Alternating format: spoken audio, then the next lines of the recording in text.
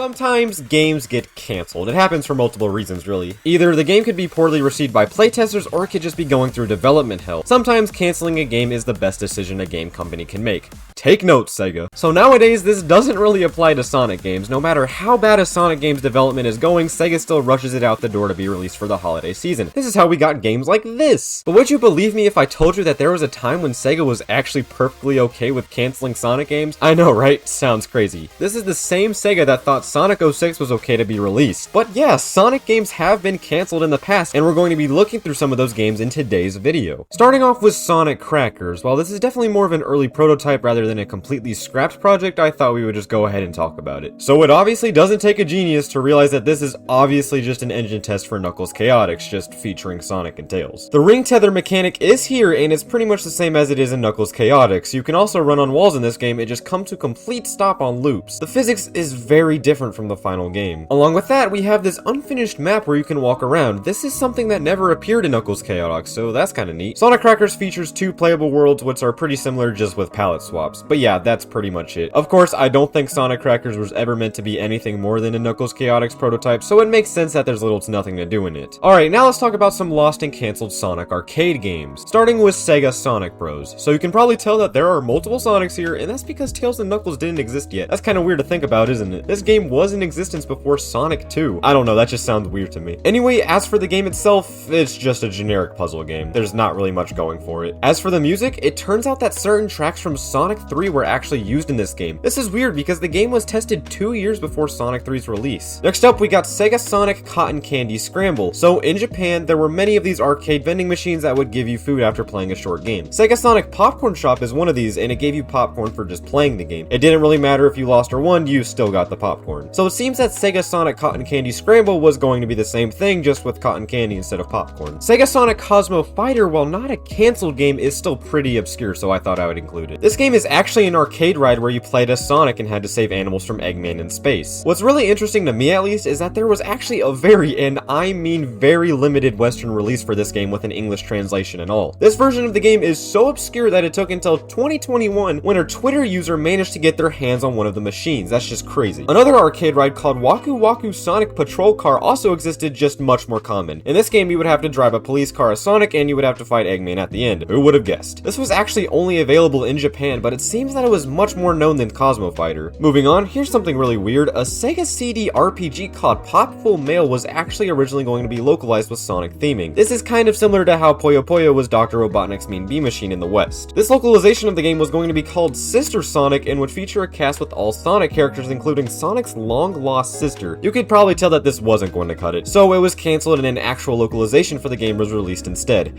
Thank God for that. I am kind of curious as to how different the series would have been if this game actually saw the light of day, though. Like, imagine in Sonic Heroes, instead of like, I don't know, Amy, we got Sonic's sister. Yeah, that just does not sound right. What about a canceled Tails game? A pitch for a game called Treasure Tales would star Tails in a Sonic game for the first time. This game was supposed to be presumably be composed of mostly puzzles and that kind of thing. Of course, it got scrapped and it never saw the light of day. Honestly though, I don't think this game would have been any good simply because it just looks slower paced. So maybe it was for the best, but it does look pretty cool though. I really like the aesthetic of it. Speaking of slower paced, here's another canceled Sega Genesis Sonic game. So do you remember the Sonic Set AM TV show? Yeah, this was the shit back in the day. Anyway, a game called Sonic 16 was pitched for the Sega Mega Drive and it was based in the world of the Sonic Set AM TV show. However, it was scrapped because Yuji Naka did not like the slow-paced gameplay that the demo presented. And I completely understand why this just didn't make the cut, because nowadays, yeah, it's not necessarily out of the blue for Sonic to be slow in some bits, but this was the 90s we're talking about. People liked fast Sonic, so a slower-paced game just wasn't going to cut it. But it would have been cool to see characters like Sally and the other Freedom Fighters in an actual Sonic game, but I guess that will never happen, not anytime soon at least. An unreleased Sonic DS game was playable at E3 2004. You would use the stylus to swipe the screen, which made Sonic go faster. While the game was never released, you can tell they took remnants of it and used it in other projects. Animations look very similar to some in Sonic and the Secret Rings, for example. What's interesting though is that this would have been the first 3D Sonic game on a handheld console. It took until Sonic Lost World in 2013 for there to be a 3D handheld Sonic game. That's just insane. However, this game was most likely just meant to be a tech demo to test out the DS's capabilities and nothing more. Oh well. Alright, so now I'm going to talk about the big one. Yes, we all know what this game is. It's definitely the most infamous canceled Sonic game, and for good reason,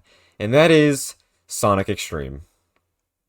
Sonic X-treme is a cancelled skateboarding game that was found in an Xbox development kit in 2011. In this game, you would ride these hoverboard-like skateboard things as either Sonic or Shadow. This game was actually created in 2003, and it's pretty obvious that this game somewhat paved the way for Sonic riders. So yeah, this is most likely just an early prototype for Sonic Riders or another game, and I highly doubt it was ever meant to be its own game. Okay, sorry about that. It's finally time to talk about the actual Sonic X-treme that pretty much everyone knows of by now. This game is a rare case because it was actually very far into development when they canceled it, but it was in development for a considerably long time. In fact, it was originally developed for the Genesis, then the 32X, and finally the Saturn before being canceled altogether. Sonic X-treme actually seemingly started as Sonic Mars, which was a game that was being developed for the 32X. I mean, you could tell by looking at it that they used this as the basis for Sonic X-treme. This game was scrapped because of the limitations of the 32X, hence why it was reworked into Sonic X-treme. So Sonic X-treme was going to be the first quote-unquote 3D Sonic game, but I wouldn't call it completely 3D. It looks as if it was going to take 2D Sonic and just make it so you can go back and forth. I don't think that's really 3D, especially compared to other 3D platformers that already existed. So the game was set to launch for the Sega Saturn in 1996, but was scrapped because of multiple things. Let's cover the big ones. First off, 2 engines were actually being developed for the game. One of them was to be used in the boss levels, and the other was used in the main levels. Now, this is really nothing new nowadays, even in Sonic games, but considering all of the trouble that this game's developers went through, this was probably just icing on the cake. So at this point, development was seemingly going pretty smoothly, but then shit started hitting the fan. With the game being developed on PC, when they tried porting the prototype to the Saturn to be, well, tested, they experienced multiple technical issues like horrible frame rates and weird color palette issues. They actually recruited a development team known as Point of View to assist them in the project, but they just couldn't get it working. Eventually, the original team left the project and Point of View were the new heads of the game. They then decided to make a whole new engine with entirely different source code, and they began developing it as purely a PC game in order to avoid technical difficulties. After this, Sega wanted the whole game to be based on this engine, and since at this point multiple people have left the project, it was basically left in the hands of 3 people: Chris Sen, Christina Coffin, and Ofer Allen. Sorry if I mispronounced that. Then it was proposed that yet another engine would be used in the main game, the same one that was used in Nights into Dreams. Yuji Naka was not a fan of this and threatened to quit if they used it. Yikes. Despite all of this, it seemed that the game was going to meet the deadline, but then things just went sideways. 2 of the 3 people came down with illness, causing absurd work hours to get the game out on time, but this was the straw that broke the camel's back, unfortunately, and the whole thing was scrapped shortly after. This is very sad to see, especially since they were so close to actually getting the thing done. This is really the only example of a cancelled Sonic game that actually got this far into development, which is pretty much why it's such a main talking point today. Anyway, to fill the gap that Sonic X-treme left, they instead worked on a port of Sonic 3D Blast to the Sega Saturn. Fast forward to the future, and a prototype of Sonic X-treme was auctioned off in 2005, and this was when we saw gameplay in higher quality. The prototype was eventually leaked in 2007, and of course numerous things were found, but that's for another video. In 2006, Chris Sen, one of the main developers of Sonic X-treme, released a forum talking about multiple aspects of this game's development. Thanks to this, I was able to make this video. Anyway, Sen announced that he was working on an unofficial completion of Sonic X-treme known as Project S, but unfortunately, it was cancelled. There is so much more to talk about this game, like the soundtrack and even a CGI film, but I think it would be best to save that stuff for another video. Well, there you have it. There's a brief summary of some cancelled Sonic games. Pretty interesting, right? It's kind of crazy to think about how the Sonic series would have been if some of these games actually saw the light of day. That's going to end it off for this video, guys, so thank you all so much for watching, and I'll see you all later. Goodbye.